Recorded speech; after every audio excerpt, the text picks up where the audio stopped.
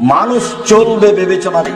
Headmaster চেয়ারে বসে দেখছেন যে তার মেয়ে ভালো নাচতে পারে কিনা। তো এই হেডমাস্টার যদি শিক্ষিত হন তাহলে মূর্খ মানুষকে,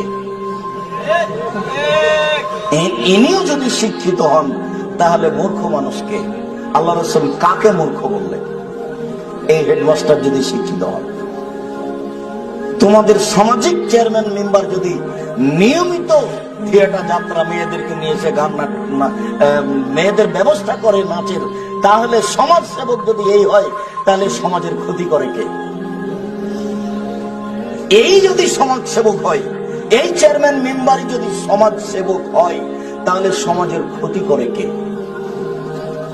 ও নিজেই জানে না সমাজ সেবক কাকে বলে, হেডমাস্টার নিজেই জানেন না হেডমাস্টার কাকে বলে, লেখক নিজেই বুঝেন না লেখক কাকে বলে, সেই জন্য কুকুরে টেলিফোন করছে বিড়ালকে। তার মানে গোটা বই পশু দিয়ে লেখা আছে, মানুষ দিয়ে নেই। গোটা বই দেখেন ওভাবে লেখা আছে।